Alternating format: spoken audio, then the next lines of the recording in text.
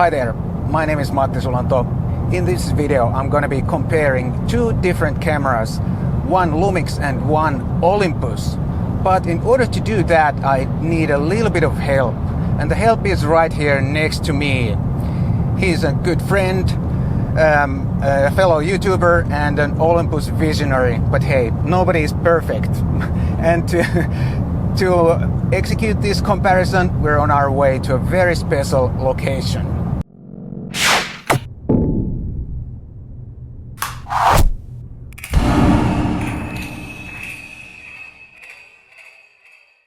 And while we're traveling to our very special location, please consider subscribing to my channel and tap the bell so you'll get notified whenever I post a new video.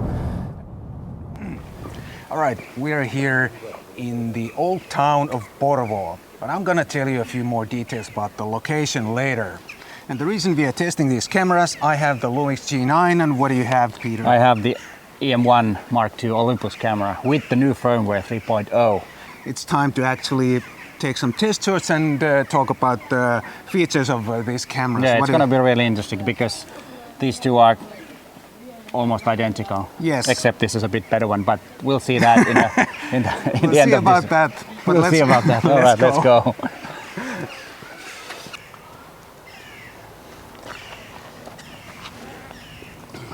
Nice weather. It's really nice, and this old town is really, really pretty. It is. But hey, can I ask you something? Of course. Can you say in 3 words the 3 best features in usability or from the ergonomical point of view of this camera, your camera? Oh, this one, So this is the Olympus E-M1mk2, and the things that I like the most are the customizability, and then even though the menu system is a bit messy, you have the super control panel, and then I like the grip on this one. It fits in my hand. Of course, that's personal, but it fits in my hand really good. That was at least like 120 words. It I was. asked 3 words. Is it so hard to describe this camera? Oh yeah, it is. Because it's so versatile. You need a lot of words. Okay, I like the joystick, the top display here, and the overall fit. It's really like perfect in my hand, this camera. What about, it's a professional camera obviously, even though it's an Olympus. But does it have 2 card slots? Of course it does. Of course it does. Yes, here you have them too. Mine has 2, but on this camera they both are at the same speed, the both card slots. Okay, this one doesn't have the same speed. Okay. This one is UH2 and the other one is UH1. Ah, okay. Or But I don't think it's a UHS1. big deal in practice. No. What about the USB charging? Do you have that? Well, unfortunately not. It should have. But I have. I can charge this. Can you use the camera at the same time? No, I can't use it at the same time, but I can charge it, and I can also power it via USB if I like. So if I'm making like a week-long time lapse, I can power it. Yeah, you can power it. Yes. But I can't charge at the same time. You either use it or charge it. Yes. Okay, time to move on. Oh yeah, we're talking too much. Hey Peter. Yeah. What do you think is the best thing with the EVF? Because I know you love it, but tell me, why do you love it? Well, the first thing is, of course, that you get a better hold on your camera when you have kind of like a third point. Yes. And that's why that's not EVF. I know, yeah, but that's let me go, because I use a lot of words.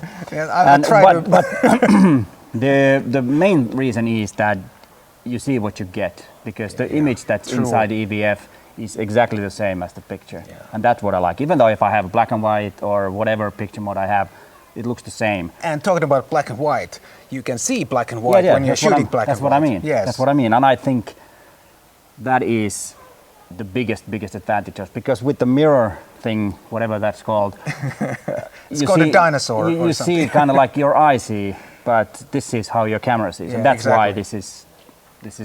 I couldn't do anything else. Yeah, same thing here. That's why I first fell in love with EVF, is that I see what I get, and that's what I like. But one thing about the EVF is that it actually eats more battery than the LCD. And, correct. Which was actually, I don't know, I just found out it about a couple of months ago. The fact I always thought that using this takes more power than this. Yeah, you would think so because this is so large and bright. Yeah. So if you really want to save battery, you should use just the rear screen. What do you think? Should we check out some pictures we shot today and then continue I think with people demand pictures already. Yes. So let's see some pictures and continue with the cameras after that.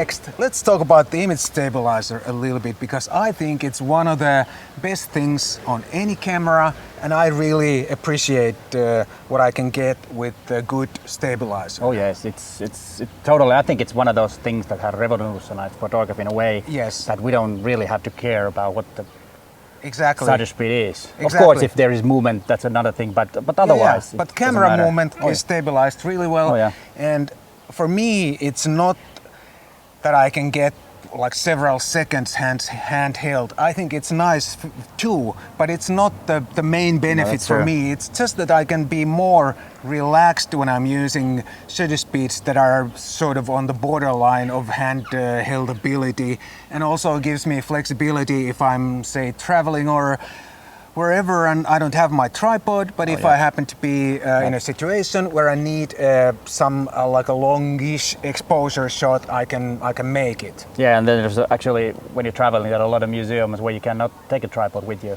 True. But then you can, without flash, you can make images, and if you can make an image with 2-second shutter speed, then that might be the thing you want. Yes. What kind of specifications do you have on that? Well, this one has 5.5. And then if you have the either this 12 to 100 millimeter lens or the 300 millimeter lens, then you get, with this you get stop motion at 6.5. Yeah. And with the 300 millimeter f4, it's I think it's 6. It's pretty good. Yeah, it's good enough, let's say that. Yeah. I get the same. I don't know how much or what do I get with the body only, but with the dual stabilizer, with any lens, I get 6.5 stops according to Panasonic. Porvoo Old Town is a very popular tourist attraction, and when you look around, it's easy to understand why. There are narrow alleys, old wooden buildings and cobblestone streets and all the classic elements of a historic old town. Population is around 50,000, of which 1/3 is Swedish speaking. Porvoo is one of the oldest towns in Finland. It got its city rights in around 1380, so it's a few hundred years old. This was just some fun facts about the location we were shooting today. One of the most important features on any camera is the image quality, at least. Is image quality a feature? Well, I don't know what it is, but it's anyway. Many people at least think it's one of the most important features, and it's kind of is. So, well, of course, if you get a crappy image quality, what do you do with the camera? Yeah, exactly. But, so are you happy with the image quality? Yeah, no problem. As I've always said that before, that I think image quality is in a way a bit overrated because it's more about the photographer. Yes, I don't know about you if you can make any good images with any camera, but that's a different thing. Yeah. We're talking about photographers here. Yeah. But anyway, yes, I agree. I totally agree. Any modern camera has good enough image quality for almost anything. How many pixels do you have? Well, I get 20. Same as here. And then with the high-res mode, it's I think it's 60. Okay. 60, or raw image is 60. Yeah. Yeah, I get 80. Or 80. No, sorry, it's 80 and 60 with JPEG and raw image 80. Sorry. Okay, yeah. I get 80 megapixel like raw high-res mode. Can you shoot handheld high-res with that? Well, you can, but it's not going to be. Okay. It's not going to be the image that you might want. Yeah, of course you can. What kind of a camera strap do you prefer?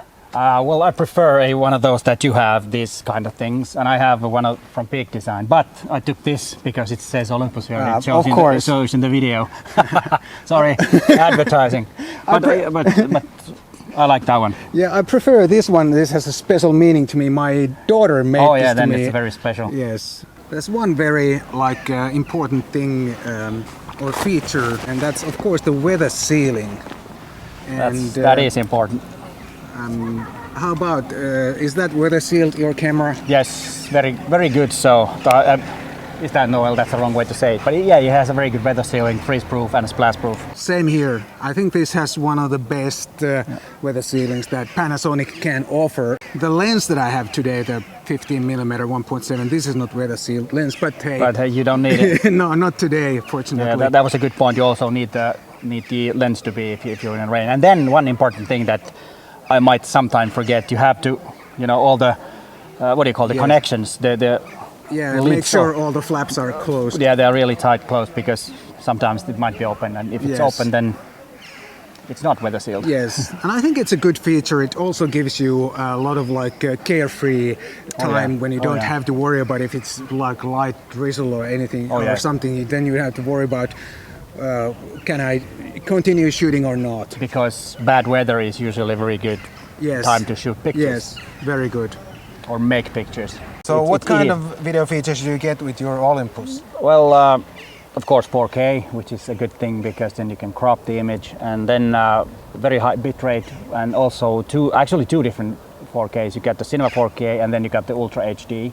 Yeah. And then with the new firmware 3.0, I even got the OM Log 400 on this one, which is really good, and actually quite good AF on the video too, which I think is essential, especially when you're shooting yourself or making videos like this. And don't shoot yourself quite yet. I know you're using Olympus, but don't still shoot yourself. Well, filming myself, sorry, and that's why the AF or the face detection is important, and I think this works pretty good. Yeah. Works pretty good. Okay, let me tell you what I got. Oh, you have something also. Oh, I thought this was. I have video features in this camera in the Lumix G9 too. I get also, of course, the normal 4K UHD. Up to 60p, which is nice. That's a good one, yeah. That's something that's missing on this one. Yes, but I don't get any log profiles on this camera. I think Panasonic wants us to use other cameras like the GH5S that's filming us right now. I like the video features and I appreciate the 4K. Some people say you don't really need 4K, but I think even if you are not publishing 4K, it's still nice to be able to reframe or crop. Now I think it's time for some sort of conclusion, and we have to conclude this and so the people can see.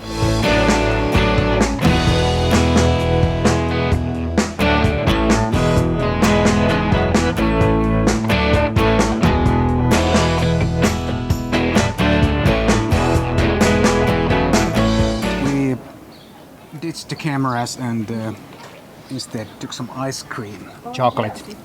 This was some almond flavor, whatever. So, but what about you guys? You may own either one of these cameras or maybe even both of these cameras. What do you think are the best features on either one?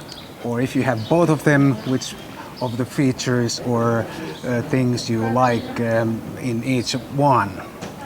Because we think they are, after all, pretty similar, these cameras. Remarkably similar. Yes. Sorry, remarkably similar.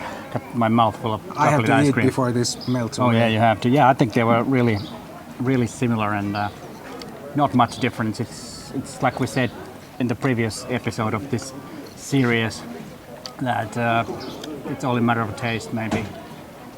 I think so. Because the price range is about similar. Yeah, both cameras are kind of old models already, so you can find them for a pretty good price if you just keep looking around. Oh yeah. And I think it's just really, I think it sounds boring, but it's a matter of taste more than anything else, I think so. Like this one? Yeah, like this one. This tastes better than yours. A lot better. I don't know, this one is, have you tasted this one? No. How can you tell? Because this is better. This is not the first time we did a video together. The first one you can check out on Peter's channel, and while you're doing that, make sure also you subscribe if you haven't already done so. And now it's time to head home. Thanks so much for watching and see you next time.